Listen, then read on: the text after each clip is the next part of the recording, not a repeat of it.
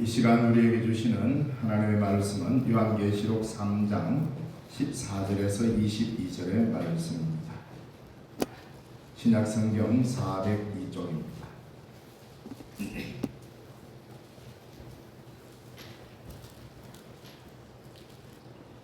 요한계시록 3장 14절에서 22절의 말씀, 신약성경 402쪽입니다. 봉독해 드리겠습니다. 라오디게아 교회의 사자에게 편지하라. 아멘이시오 충성되고 참된 증인이시오 하나님의 창조의 근본이시니가 이르시되 내가 내 행위를 아노니 내가 차지도 아니하고 뜨겁지도 아니하도다. 내가 차든지 뜨겁든지 하기를 원하노라. 내가 이같이 미지근하여 뜨겁지도 아니하고 차지도 아니하니 내 입에서 너를 토하여 버리리라. 내가 말하기를 나는 부자라 부유하고 부족한 것이 없다 하나 내 권고한 것과 가련한 것과 가난한 것과 눈먼 것과 벌거벗은 것을 알지 못하는도다. 내가 너를 권하노니 내게서 풀로 연단한 금을 사서 부유하게 하고 흰옷을 사서 입어 벌거벗은 수치를 보이지 않게 하고 안약을 사서 눈에 발라 보게 하라. 물은 내가 사랑하는 자를 책망하여 징계하노니 그러므로 내가 열심을 내라. 회개하라. 볼지어다 내가 문 밖에 서서 두드리노니 누구든지 내 음성을 듣고 문을 열면 내가 그에게로 들어가 그와 더불어 먹고 그는 나와 더불어 먹으리라. 이기는 그에게는 내가 내 보좌에 함께 앉게 하여 주기를 내가 이기고 아버지 보좌에 함께 앉은 것과 같이 하리라. 귀 있는 자는 성령이 교회들에게 하시는 말씀을 들을지어다. 아멘. 찬양대에서 찬양을 하나님께 영광을 올리겠습니다.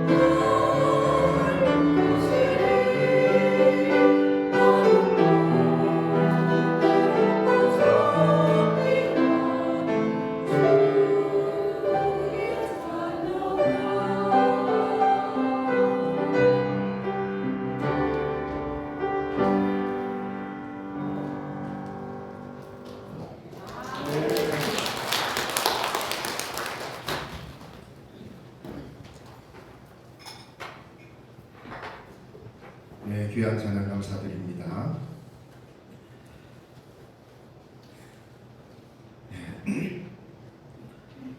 지금 우리가 새벽 기도회 때 창세기부터 쭉 하다 보니까 새벽 기도회 때 계속 요한계시록을 강의하고 있습니다. 그래서 새벽에 열심히 나오시는 분은 뻗었나 이런 생각할지 모르지만 조금 내용도 다르고 그렇습니다. 벌써 10년이 다 된 것 같습니다. 제가 2014년 1월 터키 사도 바울의 예정을 따라서 성지 순례를 우리 경동로의 목사님들하고 같이 간 적이 있습니다. 그 일정 가운데 터키에 가면 목화의 성이라는 게 있습니다.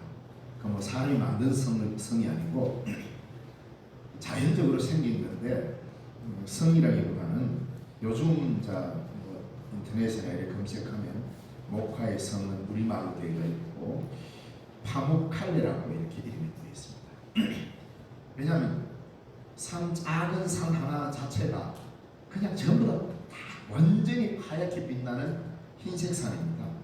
왜 그래 됐나니까 거기서 이렇게 흘러내려오는 그 물이 석회수입니다. 근데 이게 온천수가 석회수다 보니까 이게 수만 년 사이다 보니까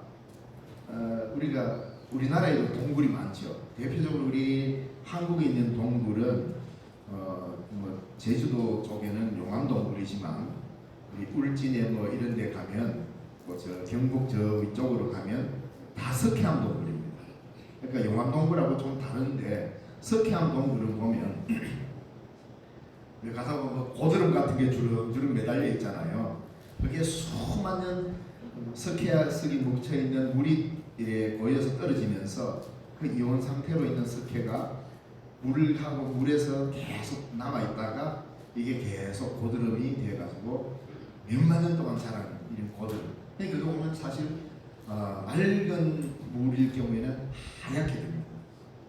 여러분도 그거 만들 수 있습니다. 인위적으로. 저기 영천에 물이 석회수가 많죠.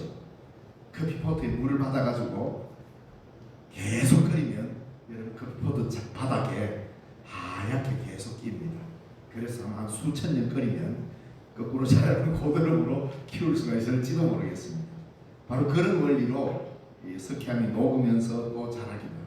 그래서 동굴이 생기기도 하는데 그건 파묵칼레는 반대로 온천수가 솟아나와가지고 그 석회석에 섞인 물이 계속 이렇게 쌓이다 보니까 아주 몽글몽글하게 해가지고 그 시골에 이제 천수가 몸처럼 되어 있는데 물도 많이 보여있고 그래서 제가 거기 발을 담그고 있어봤습니다. 정말 따뜻하고 진짜.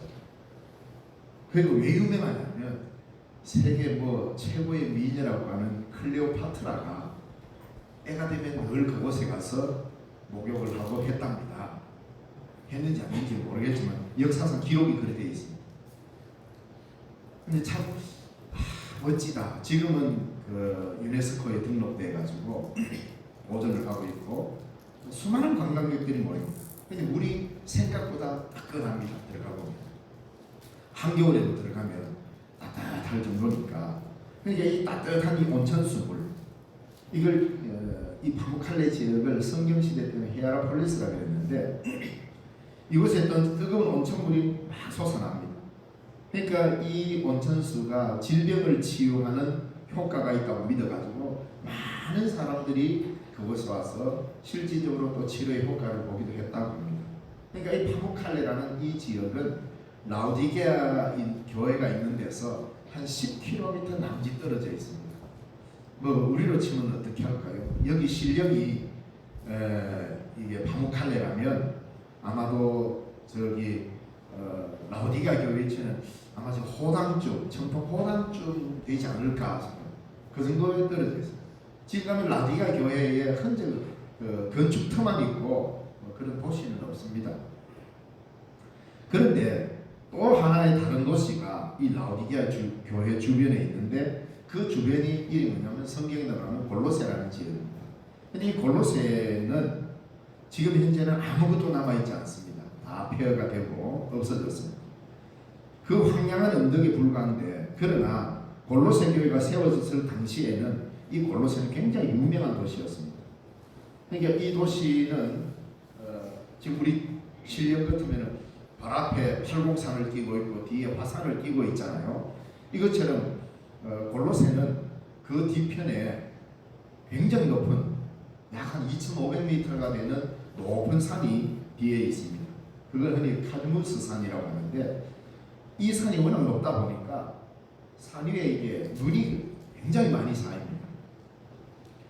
그런데 그 눈 녹은 물이 차기차기로 유명해서 그 물이 강을 타고 계속 내려오면 골로새 지역에서부터 많은 사람들이 식수로 사용할 수 있습니다. 물이 굉장히 청량하고 있습니다. 그래서 골로새 교회, 이 골로새는 라오디게아로부터 좀 더 떨어져 있습니다. 10km 더 이상 떨어져 있는데, 이 내려오다 보면 약효가 있다는 파무칼레에서 나오는 온천수의 따뜻한 물과 아주 청정한 식수인 골로새의 이 차가운 물, 이것이 합해져 가지고 한 10km 정도로 내려와서 라오디게아에 도착합니다. 강이 그렇게 되어 있습니다. 골로새 카드뮤스 산에서 내려오는 차디찬 눈 녹은 물과 파무칼레에서 온천수가 솟아나서 이거는 먹지는 못합니다. 이 물이 섞여서 강에서 내려오다 보니까 이게 미지근한 물이 돼가 라오디게아 교회, 그 라오디게아 시 앞으로 지나가게 됩니다. 그러니까 이 물은 사실 차지도 않고 뜨겁지도 않는 미지근한 물로 변하는데, 이러한 지리적인 상황에 빗대 가지고 예수님께서, 성령 하나님께서 라오디게아 교회에 건면하고 있는 겁니다. 그러니까 라오디게아 교회는 자기들 앞에 흐르는 작은 강에 그냥 차지도 않고 뜨겁지 않고 미지근한 물이 늘 흘러가는 이 물을 대해서 잘 알고 있습니다. 근데 그 교회에다가 편지 쓰면서 그 물을 비유로 해서 예수님께서, 야, 너희 같으면 그 물 마시겠느냐, 이 말이죠. 너희면 그 물 마시겠냐고. 이 비유를 들으니까 라오디게아 교인들은 바로 느낌이 오죠. 예를 들자면 자기가 살고 있는 이 환경에 대한 이야기를 하면서 말을 하면 굉장히 쉽게 받아들이게 됩니다. 예수님께서 왜 많은 비유를 들었습니까? 그 당시 팔레스타인의 농사 짓는 방법이요, 일반적인 풍습이기 때문에 쉽게 접근할 수 있습니다. 예를 들어서 어떤 사람이 신령이 와가 우리 교회 와가 뭐 이야기하는데, 인삼 농사는 이래야 되고요, 아무리 이야기해도 여러분 들으면 좀 무슨 소리 하고 있고 그럴 겁니다. 안 그러겠습니까? 그런데 마늘이나 양파 이야기하면 귀에 속속 들을 것이고, 아, 저 사람이 제대로 알고 있다, 또는 모르고 저 소리 한다, 다 알 겁니다. 그러니까 그 내가 잘 아는 지역적 환경 무시 못합니다. 성경을 이해하는데도 우리 주님께서는 그 교회의 주변 상황과 그들이 갖고 있는 환경적인 것들을 잘 활용하시는 겁니다.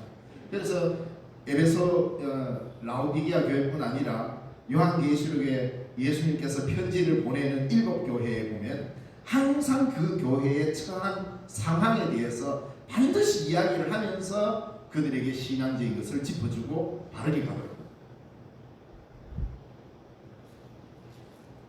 그래서 이 지리적인 상황에 잘 비유를 해서 성령 하나님께서 라오디게아 교회를 권면하는데, 참 이렇게 말하죠.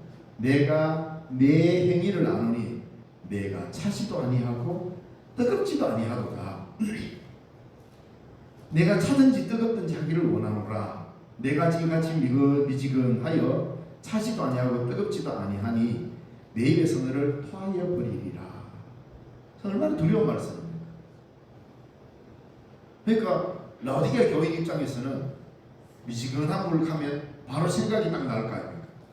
저건 우리도 못 마시는 물인데, 이 말이잖아요. 그러니까 그 강물에는 스케스가 많이 끼어 있고, 맑은 물이 스케스가 섞이면서 미지근해지면서 이 스케스는 더운 물일 경우에 더 많은 결정이 이루어지잖아요. 그래서 여러분들 우물 물 파가지고 끓이면 찬물일 때는 괜찮은데 물을 끓이면 커피포트에 바닥이 막 달라붙죠. 그러니까 그 물을 먹기가 곤란하죠. 예수님 입에서 토해야 됩니다.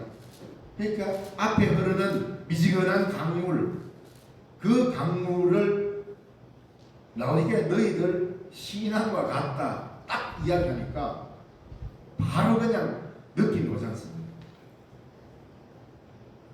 여기서 토하여 버리리라 이 말은 완전히 물리치다라는 헬라어의 그런 뜻이 들어있습니다. 완전히 물리쳐버린다. 이런 물은 아무 설로가 없애버려야 한다. 이런 의미입니다. 그러나 물론 그 흐르는 강물에 라오디게아 사람들은 거기에다가 소 가죽도 싣고 이런 일상적인 일을 할 겁니다. 근데 식수로는 합당하지 않다는 말이죠. 우리는 이 본문을 많이 오해합니다. 읽을 때마다. 뭐냐면 뜨거움은 신앙적 열정적으로 믿는 것, 내가 예수를 막 뜨겁게 열정적으로 믿는 걸 말하고, 차가운 것은 믿음 없이 깔끔하게 돌아서는 것이라고 알고 있는데 전혀 그런 뜻 아닙니다. 다시 말하면 이런 거죠. 믿으려면 아싸하게 확실하게 믿고 안 그럴 것 같으면 싹 그만둬라. 이렇게 많이 오해를 하고 있습니다. 그래서 이왕 예수 믿으니까 열심히 확 믿고 그래 어중간하게 믿을 것 같으면 차라리 믿지 마라. 성경은 그렇게 이야기하지 않고 있습니다. 그런데 우리는 왜냐하면 이런 투로 받아들입니다. 뭐 예수 믿는 기가 안 믿는 기 왜 그래? 믿으면 믿고 안 믿으면 믿지 말든지, 뜨뜻하게 뜨겁게 믿든지 아니면 냉정하게 돌아서든지 이래 이야기하는데, 이 오해 때문에 이 성경 본문에서 우리에게 말하고자 하는 의미가 많이 축소되어 버리고 오해되는 경우가 있었다 이 말입니다. 자, 그렇다면 이런 미지근한 믿음은 구체적으로 어떤 믿음을 가르치는가? 예수님이 역겨워하는 미지근한 믿음, 입에서 토해내버리겠다 하는 이 미지근한 믿음은 차지도 않고 더럽지도 않다 그러니까 우리 인간적 열정과 인간적 냉정한 이걸 자꾸 이야기하는데, 성경은 그걸 이야기하는 게 아니라 여기서 미지근하다는 말은 첫째로 뭐냐면 자만심에 빠진 행동을 이야기합니다. 자만심에 빠져가지고 자신의 현재 상태가 어떤지를 깨닫지 못하는 것을 말합니다. 그게 바로 17절과 18절에서 19절까지 나오는 거죠. 자기가 지금 어떤 상태인지 모릅니다. 착각하고 있는 상태. 내가 어떤 믿음에 있는지를 모르는 착각하고 있는 상태. 즉 자만심이 착각을 불러일으킨 믿음. 이것을 미지근한 믿음이라고 합니다. 여기서 차든지 뜨겁든지라는 이 이야기할 때는 신앙의 온도 설정을 이야기하는 게 아닙니다. 내 개인적인 신앙의 어떤 열정이라고 하는 온도의 차이를 이야기하는 게 아니라 인간의 상태를 말하는 겁니다. 신앙의 상태가 지금 어떤 것이냐? 이게 굉장히 위험한 신앙입니다. 자만심에 빠져있는 신앙입니다. 라오디게아 교인들이 지니고 있는 신앙의 문제는 바로 자만심입니다.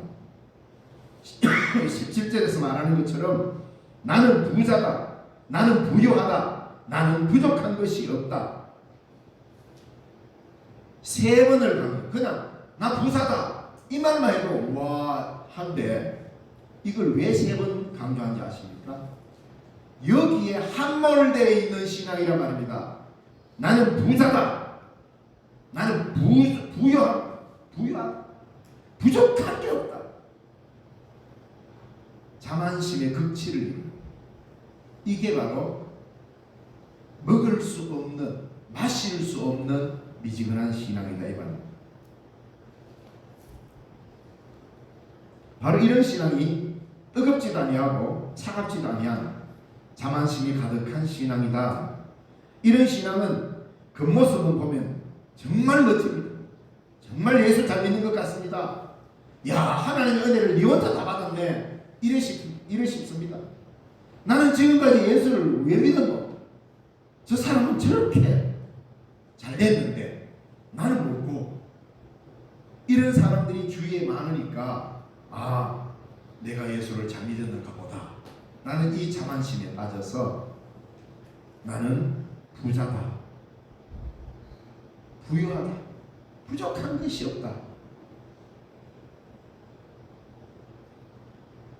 다른 사람들이 보면 부족함이 없어 보이는 가정, 부족함이 없어 보이는 사람, 부족함이 없어 보이는 교회였던 것입니다. 그래서 이런 사람들은 이런 라오디게아 교회를 매우 부러워했던 것입니다. 실제로 라오디게아 교회는 재정적으로 차고 넘친 교회였습니다. 한때 지진이 일어나서 이 라오디게아 시가 90% 이상이 무너져 버렸습니다. 그럴 때 로마 시가 황제가 특별히 명령을 내려가지고 그 도시를 재건하는데 들어가는 비용을 로마 시에서 대주겠다 하니까 라오디게아가 무슨 말인지 아십니까? 노라 거절했어요. 우리는 우리 힘으로 일어설 수 있습니다. 됐습니다. 황제의 호의를 거절할 만큼 부자였어요. 그러니까 거기에 있는 교회도 마찬가지였어요. 차고 넘쳤어요. 부족한 게 없었습니다. 누가 봐도 하나님의 축복을 모조리 다 받은 것 같았습니다. 그런데 스스로 오진을 하고 있다. 우리 인간적인 눈에 보이는 결과물들만 가지고 하나님 앞에 잘 살고 있다고 착각한 라오디게아 교회가 각 시대마다 각 장소마다 항상 있다는 겁니다.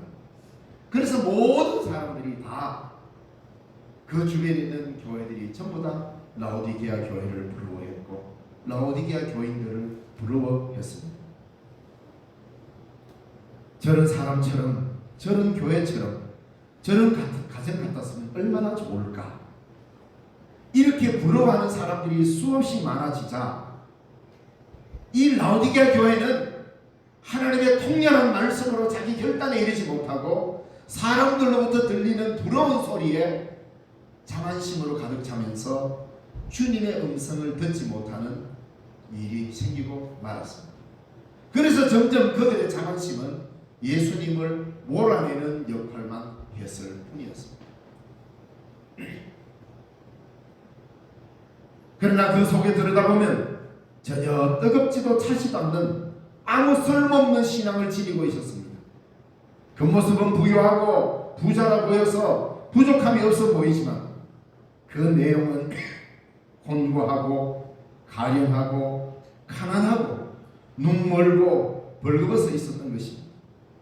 이게 전부 다 라오디게아 교회가 직접적으로 부정하는 겁니다. 뭐냐면 우리는 거꾸로 보세요. 공부하지 않다. 우리는 가련하지 않다. 우리는 가난하지 않다. 우리는 눈이 밝아. 모든 걸 다 꿰뚫어 본다. 우리는 잘 입고 산다. 이게 라오디게아의 형편입니다. 실제로 라오디게아에는 유명한 안지를 치료하는 병원이 있었습니다. 그리고 라오디게아 교회는 당연히 부자 도시니까 그 당시에 옷감을 물들이는 염색과 옷감을 만드는 이러한 일들이 굉장히 활성화되어 가지고 부를 축적한 도시입니다. 그 어느 도시보다도 잘 옷을 입고 다녔고 그 어느 도시보다도 눈의 치료를 잘 받고 그랬던 도시입니다. 그런데 주님은 바로 책망합니다. 우리 인생은 뭘 봐야 하는가?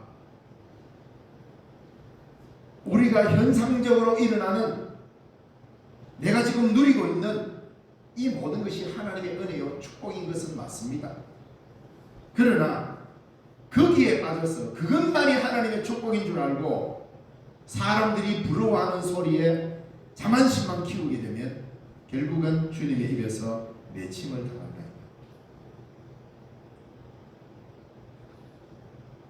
우리 주님이 보실 때는 온통 결함투성입니다. 이게 뭔지 아십니까? 자신이 이루어놓은 업적 자랑에만 열을 올리고 자신의 과업에 취해서 예수님 없이 사는 것, 이게 미지근한 겁니다. 그러다 보니 이 라오디게아 교회는 자기 중심성에 빠져버렸어요. 자기 중심주의가 그게 다였다. 여러 젖히고 이웃과 동행하고 나누고 이러한 삶으로 내가 열고 다른 사람과 교류하며 대화를 회복해야 되는데, 라오디게아 교회는 자기 자만심에 취해서 자기 중심주의에 함몰되어 버렸어요. 그래서 그들은 문을 굳게 걸어 잠그고 자기들만의 향락과 자기들만의 축복, 자기들만의 신앙적 열정을 누리면서 우리는 다 됐다, 부족한 게 없다라고 생각하면서 문을 걸어 잠근 자기 중심주의에 빠져버렸다 이 말입니다. 그런데 한참 돌아보니 라오디게아 교회는 교회인데 예수님이 안에 계시지 않았어요. 왜? 모두 다 자기가 주인이에요.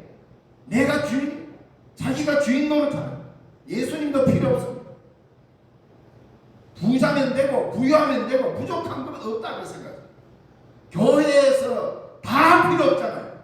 오직 예수 한 분만 있으면 되는데 그걸 없애놓고도 부자래요. 오늘 우리 시대의 교회가 여기에 취해 있지는 않은가 돌아봐야 할 것입니다. 20절에서 22절에 보면 이런 신앙에 대한 해결책을 제시해주고 있지 않습니까? 볼지어다 하면서 예수님 말씀하시잖아요. 그것은 바로 결단이 필요한 신앙이어야 한다는 것입니다. 이것은 바로 냉정함, 차가움에 대한 감격. 여기서 차가운 신앙, 뜨겁든지 차갑든지 하라 했을 때 차가움은 단호한 결단력을 말합니다. 부활하신 예수님을 라오디게아 교회에 들어오시려고 문 밖에 서서 문을 두드리고 계십니다. 문제는 예수님께서, 권능의 주님께서 아직도 문 한 번 차버리면 뭐가 안 부서지겠습니까? 아니면 주님이, 옛날에 부활하신 주님은 제자들이 두려워 떨고 있을 때 문들을 다 닫았는데도 어디로 들어오셨는지 모르게 우리 부활하신 주님은 문을 닫았는데 들어오셨잖아요. 들어가 제자들에게 숨을 후 내쉬면서 평안히 있을지어다, 성령을 받으라. 요한복음에 기록되어 있지 않습니까? 내 같으면 닫힌 문 가지고 뭐 필요합니까? 그냥 문을 닫아놓으나 열어놓으나 들어가실 텐데 주님은 그 방법을 취하지 않았습니다. 왜? 라오디게아 교회가 이 문을 연다라는 말은 자기 중심성에서 예수 중심으로 극복하는 걸 말합니다. 그거는 차갑게 자기 결단을 하지 않으면 불가능한 일이기 때문에 주님은 밖에서 문을 두드리고 열릴 때까지 기다리는 겁니다. 우리 주님은 우리에게 폭력을 쓰면서 인간 개조를 시키지 않습니다. 우리가 결단할 때까지 인내하며 기다리십니다. 그런데 우리 주님은 그 문 밖에서 또 다른 데도 안 가요.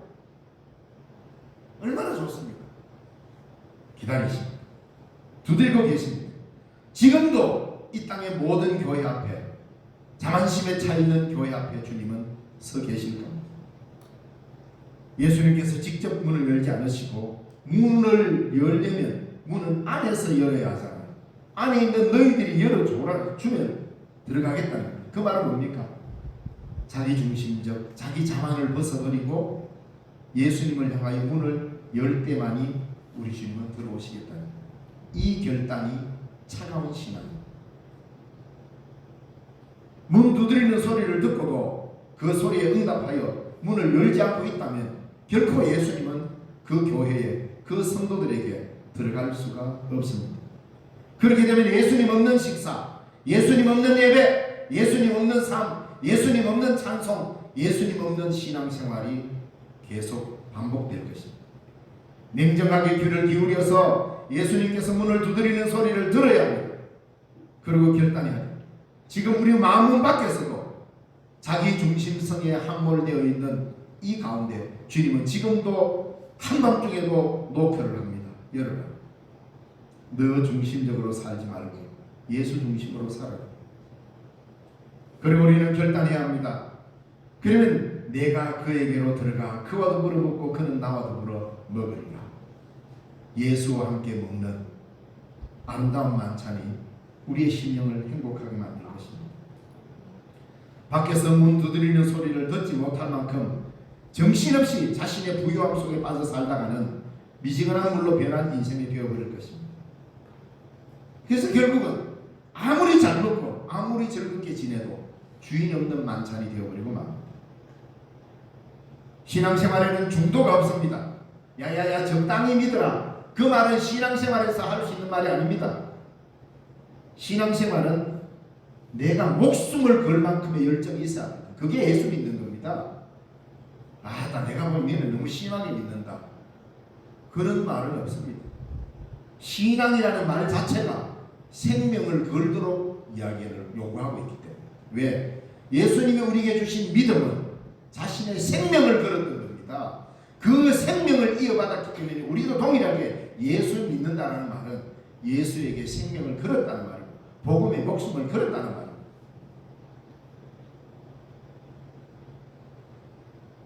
신앙생활에는 중도가 없습니다. 오해하지 마십시오. 차든지 뜨겁든지 다시 말해 냉정한 신앙으로 결단을 하고 주께로 돌아서는 냉정함이 있든지 뜨겁게 달려가든지 우리는 선택을 해야 합니다. 왜냐하면 신앙은 실천적인 효과가 있어야 하기 때문입니다.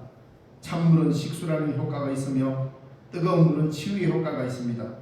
삶을 치유할 수 있는 뜨거운 열정을 가지든지 아니면 결단하여 복음적 삶을 살기 위해 차가운 신앙을 지니든지 선택해야 합니다. 이것도 아니고 저것도 아니면서 자신의 부와 부여와 명성 자랑하기에 바쁘고 성장한 것 자랑하기 바쁘고 자부심만 지니고 자만심만 키운다면 그런 신앙, 그런 교회는, 그런 성도는 주님에 입에서 토해내는 저주를 받게 된다는 말입니다. 여기서 한번 생각해 봅시다. 예수님을 밖에 세워두고도 안에서 자기들끼리 부여와 자만에 빠져 있다면 그걸 과연 교회라고 할 수 있을까요? 아니 교회 같습니까? 밖이 교회 같습니까? 이건 심각한 질문입니다. 교회는 예수님을 머리로 하는 것입니다. 예수님이 교회 안에 있는 게 아니고 교회 밖에 있으면 어디가 더 교회 같습니까? 이거는 계시록에서 우리에게 주시는 아주 심각한 질문을 던지고 있는 겁니다. 예수님이 계신 곳이 교회입니다. 그런데 우리는 주님의 그 은혜와 사랑을 잘 깊이 되새겨 봐야 됩니다. 논리적으로 보면 그렇잖아요. 논리적으로 보면 예수님도 없는 그 화려한 건물이 교회일 수가 있냐 이 말이에요. 근데 예수님 문 밖에 서 있어. 그러면 문 밖이 교회예요. 왜? 이 편지는 교회를 향하여 쓴 편지 아닙니까? 요한계시록의 7교회 편지. 근데 교회인데 왜 예수님이 없냐 이 말입니다. 자만심으로 가득 차 있고 자기 중심주의로 가득 차 있고 자존심으로만 가득 차 있으면 예수님이 주인 될 수가 없습니다. 자, 그런데도 우리가 이걸 귀하게 은혜로 여기는 것은 뭡니까? 어떻게 보면 한심한 모습을 보일지 몰라도 오늘 우리의 모습이 스쳐 지난 것은 아닐지 몰라도 이 교회의 주인은 그리스도이십니다. 자, 교회라고 말하기도 부끄러운 모습인데 그래도 예수님께서는 그 문고리를 잡고 포기하지 않으시고 그래도 두드리고 있다 이 말입니다.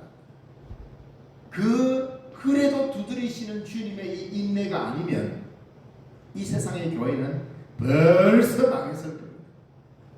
주님이 잡으신 문고리 때문에 내 피로 값주고 산 교회를 포기할 수 없기 때문에 자기를 쫓아내고 문 밖에 세워둬도 가시지 않고 열어줄 때까지 문고리를 잡고 두드리고 있습니다.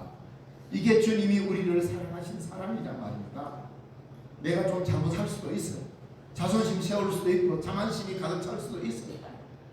그랬다고 다 끝날 것 같은데 지음한 주님의 말씀을 들으면 토해냄을 받아도 당연히 할 말이 없을 것 같은데 근데 주님이 없어요. 주님이 간 줄 알았더니 가지 않고 지금 문고리를 잡고 야, 문 좀 열어라. 야, 두드리고 있습니다. 좀 열어봐라. 왜 좀 들어가자. 주님이 잡고 있는 문고리를 잡고 문 밖에서 지금도 두드리고 있기 때문에 이 교회는 주님과 교제를 할 수 있는 기회가 있는 겁니다. 이게 주님의 사랑입니다. 아무리 타락하고 흠악한 교회도 주님은 그 교회를 포기할 수가 없어요. 왜? 자신의 생명을 드리고 자기 목숨을 바쳐 세운 교회이기 때문입니다.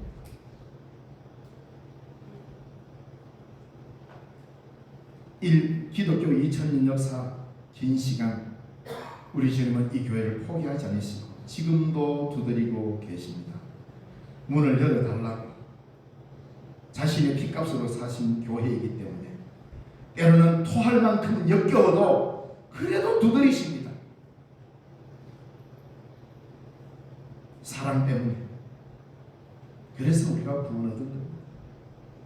그런 사랑 받았는데 우리가 뭐 대단한 걸 가지고 있다고 예수님 없이 나는 부자다, 부유하다, 부족한 게 없다 이렇게 말할 수 있겠습니까?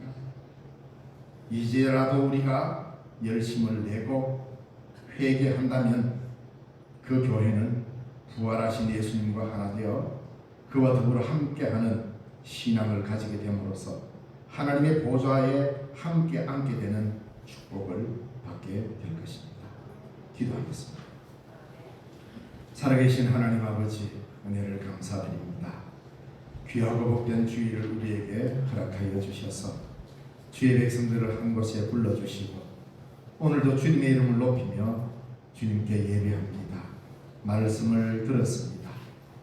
예수님이 계셔야 될 자리에 부와 명예와 자긍심, 자만심이 자리하지 못하도록 주님 도와주시옵시고 그 모든 자리에 하나님의 성령으로 채워주셔서 성령 충만한 삶을 살아가도록 우리를 인도하여 주시옵소서. 하나님의 말씀을 들었습니다. 말씀을 따라 살며 주님과 동행하며 주님과 먹고 마시는 주와의 삶을 살게 하여 주옵소서. 예수님 이름으로 기도드리옵나이다.